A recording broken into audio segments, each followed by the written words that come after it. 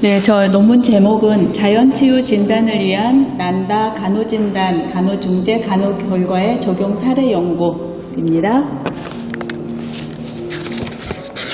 여기서 특정한 어떤 증상은요, 불안감을 잡았고요. 그 다음에 연구의 필요성 보겠습니다.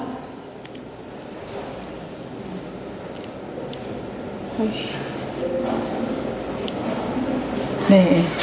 자, 목차는 연구의 필요성, 연구의 목적, 대상, 설계, 그 다음에 연구의 한계점과 결론, 참고 문헌까지 정리되었습니다. 자, 연구의 필요성을 한번 보면요. 어쨌든 저희가 연구 자연치유라는 어떤 과목으로 제가 여기 학교에 와서 이제 한번 점을 찍어보고자 지금 이번 학술 논문을 지금 이제 발표하려고 준비를 했는데요. 어쨌든 우리가 자연치유에 대한 어떤 정의가 인체를 정상 상태로 되돌리려는 비약물적 무혈요법으로 정의가 되며, 그 다음에 또 보면 또 보겠습니다. 네.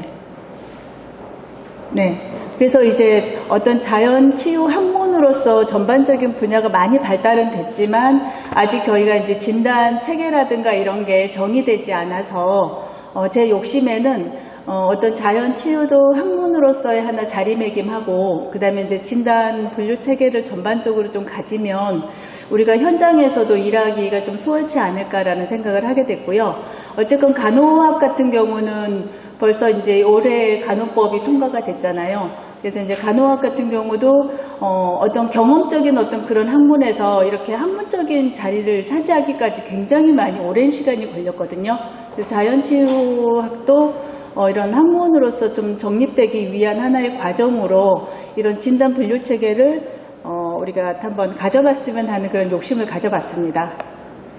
그래서 간호 진단이라고 하는 거는요, 어떤 의학적인 진단이 질병을 확인하는 데 목적이 있다면 간호 진단은 최적의 건강 성취의 영향 요인에 관한 인간의 반응을 확인하는 데 목적이 있어요. 그래서 어떤 증상을 갖다가 우리가 자연 치유에서도 많이 대상을 하잖아요. 그래서 간호 진단도 마찬가지입니다. 어쨌든 임상에서 사용되기 때문에 어떤 임상적인 어떤 그런 부분이 많긴 하지만 어떤 간호 진단으로서의 독립적인 체계를 이미 갖추고 있기 때문에 우리가 자연치유에서도 한번 그런 부분들을 고민을 해봤으면 하는 그런 마음으로 지금 연구를 준비를 했습니다. 그래서 간호 진단 같은 경우는요, 난다라고 해서 북미 간호협회예요. 그래서 북미 간호협회에서 간호 진단 분류 체계를 만들어서 거기 분류 체계를 보면 어떤 특성, 그 다음에 관련 요인의 문제가 실제로 드러나도록 간호 진단이 만들어지고 있습니다. 자, 그래서 쭉 또 넘겨보겠습니다.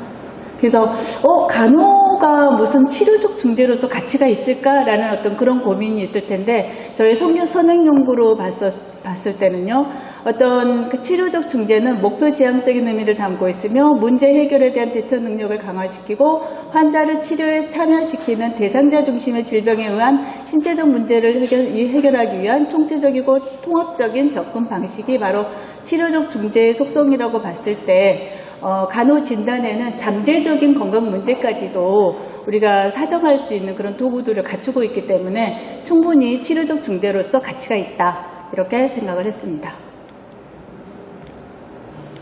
그래서 연구의 목적은요, 지금까지 제가 말씀드렸던 것처럼 이런 간호 과정을 수행하고 평가하는 시스템을 자연치유에 적용한 사례를 통해서 자연치유 진단에서 자연치유 수행 결과와 평가까지 도출해낼 수 있는 방법을 제시함으로써 우리가 자연치유 진단에도 한번 적용을 시켜보자는 데 의의가 있고요. 그 다음에 어쨌건 우리는 제도권 의료가 아닌 어떤 그런 제도권 외 공간에서 우리가 활동을 하고 있기 때문에 어떤 그런 대상자가 스스로 건강 문제 해결 방법을 찾아서 자연 치유력을 확장시키고 건강 증진과 예방에 도움될 수 있는 어떤 그런 활동적인 개념으로서 이거를 사용했으면 하는 바람도 있습니다. 그래서 자연치유학의 발전을 위해 자연치유사들이 대상자들의 통합적 건강 증진에 어떤 역할과 공헌을 할 수 있는가에 대한 고민을 충분히 해결하는 데 도움이 되지 않을까라고 사료됩니다.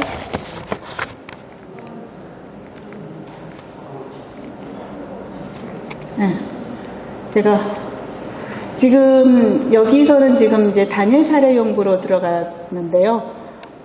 한 12회 기차 정도 제가 중재 프로그램을 만들었고요. 그 다음에 연구 설계 이렇게 간단하게 만들었습니다. 그래서 보면 이제 연구 도구로서 이 환자가 불안한 어떤 그런 불안 상태를 지금 나타내고 있기 때문에 불안에 지금 초점을 두고 난다 간호진단에서도 불안이라는 항목을 두고 제가 한번 자료 구성을 해봤습니다. 그래서 연구 도구로는 한국판 상태 불안 척도 도구가 있고요. 그 다음에 이제 한국판 이 사람이 불면에 대한 어떤 그런 문제도 갖고 있고, 그 다음에 이제 전반적으로 신체적으로 영양 상태라든가 이런 전반적인 잠재적인 문제도 많이 갖고 있는 환자이기 때문에, 대상자이기 때문에 제가 이런 불안 도구를 갖다가 사용해서 사정을 하도록 했고요. 그 다음에 여기는 지금 나와 있지 않는데 도구들을 갖다 좀 더 많이 활용을 했습니다. 그래서 이제 난다에서 불안을 갖다 진단했는데 불안에 대한 어떤 진단. 그래서 난다에서 진단 분류 체계에는 갖다가 한 13개 영역으로 나뉩니다. 13개 영역 중에 스트레스 내성 9번째 영역에 해당되는 게 바로 불안이고요. 이 불안에 대해서 지금 한번 간호 진단들이 나와 있습니다. 그래서 자료 수집 같은 경우는요, 객관적인 자료와 주관적인 자료를 갖다가 나눠서 수집하게 되는 과정이 우리 중재 과정에서 간호사정에 해당되는 거고요. 그 다음에 이제 객관적인 자료에서는 우리가 사용하는 어떤 불안 척도라든지 수면 불면증 심각도 척도라든지 어떤 그런 척도들이 좀 다양하게 사용을 했고요. 한 4가지 정도 척도를 사용을 했습니다. 주관적인 자료들도 있고요. 그래서 간호 진단, 이제 우리 난다에서 불안을 갖다가 간호 중재 목표를 삼았을 때, 자, 이런 중재 목표를 가지고 있습니다.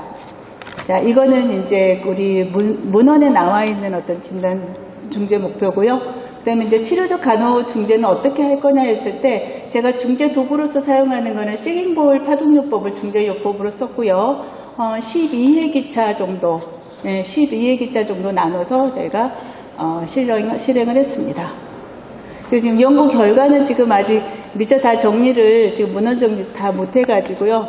이렇게 나왔는데, 어쨌건 지금은 굉장히 밝은 표정으로 직장 생활을 잘 임하고 있습니다. 네, 이상입니다.